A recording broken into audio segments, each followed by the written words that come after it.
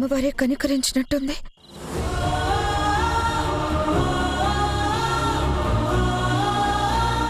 నేను ఈదగలిగాను. ధరణిని రక్షించి ఇలా ఒడ్డుకు తీసుకురాగలిగాను.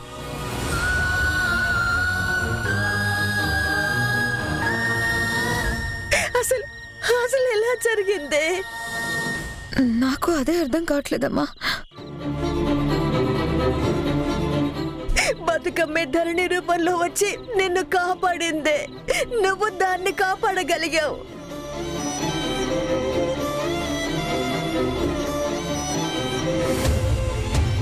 అమ్మ ధరణి ఇప్పుడు ఎలా ఉంది? అక్క, నువ్వు బానే ఉన్నావు కదా? ఏం ప్రాబ్లం లేదు కదా? లేదురా, నేను బానే ఉన్నాను.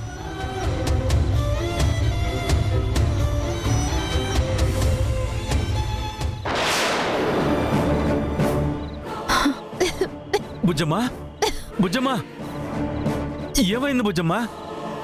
ఏమైంది నా కూతురికి? ఎందుకిలా తడిసి ముద్ద అయింది? ఎవరేం చేశారు?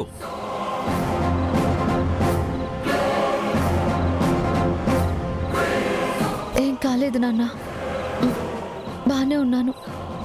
బతుకమ్మని వదలడానికి వచ్చా. కాస్త కాలు జారి నీళ్ళలోకి వెళ్ళా అంతే. నాకేం కాలేదు నాన్న.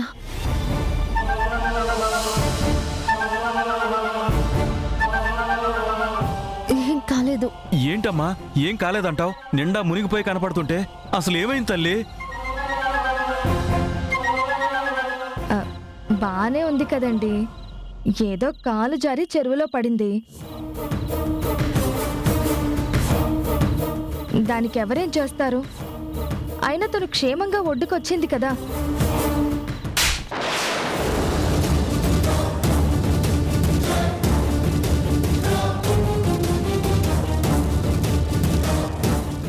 నీకసలు బుద్ధుందా? అంతా నీ బుద్ధి తక్కువ పని వల్ల ఇలా జరిగింది.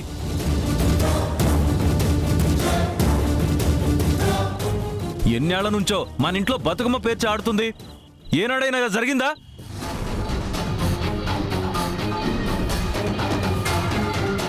నీ బుద్ధి తక్కువ పని వల్ల ఇలా జరిగింది. ఇవాళ ఎందుకు జరిగిందో నీకు అర్థమవుతుందా? నా కూతుర్ని వాళ్ళింటికి పంపించావు. అక్కడ బతుకమ్మ పేర్చి ఎత్తుకొచ్చేలా చేశావు. అందుకేనే ఆ తప్పుడు పని వల్లేనే, ఆ అరిష్టం వల్లే నా కూతురు ప్రాణాల మీదకొచ్చింది. అసలు మీరందరూ కూడా బలుకుని కట్ట కట్టుకుని నా కూతుర్ని ఏం చేయాలనుకుంటున్నారు? అరే, ఎవరు చూడకుండా చెరువులో మునిగిపోయి ఉంటే ఎవరు తీరుస్తారు నా బాధ? అసలు నేను బ్రతికేవాణ్ణా? అసలు బ్రతకగలిగేవాణ్ణా? మీలో ఎవరో కావాలని నా బుజ్జమ్మని చెరువులోకి నెట్టేసుంటారు. లేకపోతే నీళ్లలో పడిపోవడం ఏంటి?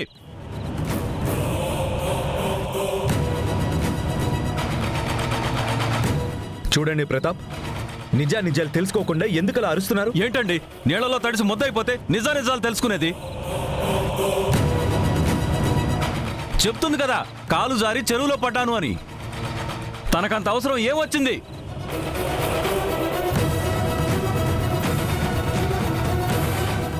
శ్రద్ధ గలవాళ్ళు తన పట్ల జాగ్రత్తగా ఉంటే ఒంటరిగా ఎందుకు వెళ్తుంది? ఎందుకు జారిపడుతుంది? చూడండి ప్రతాప్, ధరణి కనబడలేదని వాళ్ళ అమ్మకి ఎవరో చెప్తే కూతురు కోసం వెతుక్కుంటూ చెరువు దాకా వచ్చింది. ఎవరో జననిని చెరువులోకి నెట్టేశారంట. ఆ తర్వాత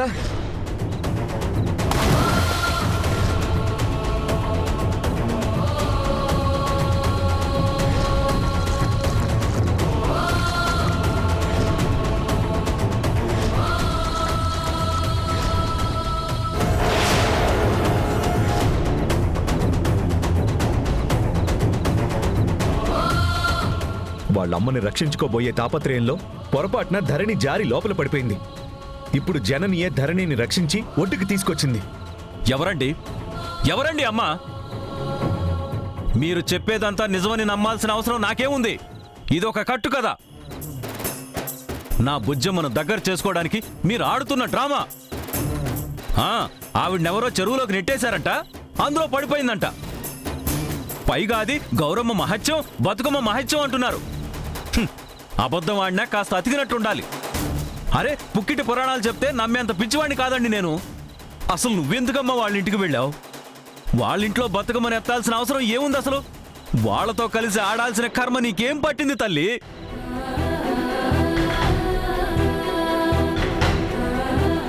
నాన్న అది కాదు నాన్న, ప్లీజ్ నాన్న.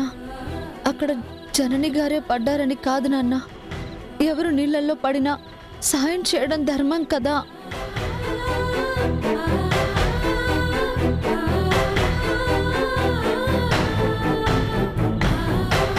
నేను అదే చేశాను నాన్న. చెరువు గట్టి తడిగా ఉండడం వల్ల జారాను. నేనిప్పుడు బానే ఉన్నాను కదా. ఆ విషయం గురించి మీరెందుకు గొడవ పడటం? వద్దు నాన్న, ప్లీజ్. నా కోసం మీరు ఎవరితోనూ గొడవ పడొద్దు. నేను మీ కూతుర్ని నాన్న.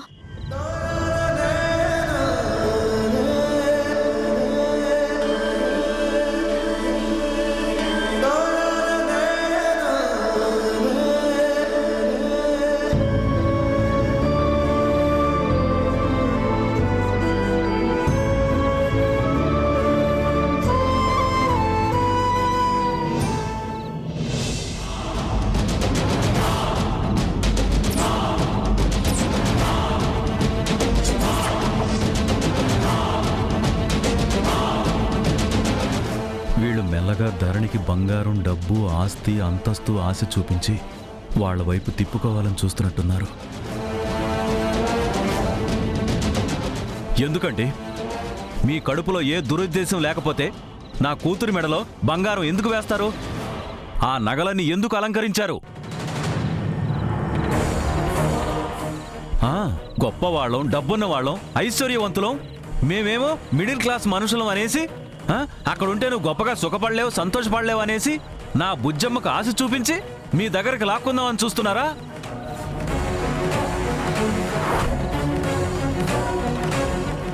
మీరు ఎన్ని ఆశలు పెట్టినా కూడా, ఎంత బంగారం దగ్గేసినా కూడా, ఎంత డబ్బు ఆశ చూపించినా కూడా తను మీ కూతురిగా రాదు రాదు రాదు.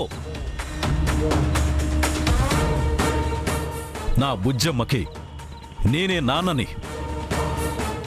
నా ప్రాణం నా బుజ్జమ్మ. బుజ్జమ్మ, నగలు, ఆ నగలని తీసేయ్. ముందు ఆ నగలని తీసేయ్.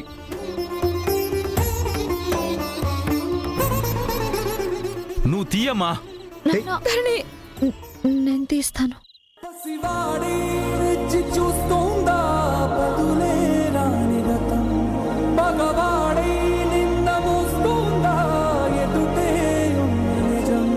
జరిగినదా కలవరం, దొరికినదా ప్రియవరం, కనుతడిగా కరిగినదా ఎదగదిలో సమరం. ఏది మనదనుకుంటా, ఏది కాదనుకుంటా, లేని తలరాతని వెతికే మనసుకు ఏమని చెబుతా.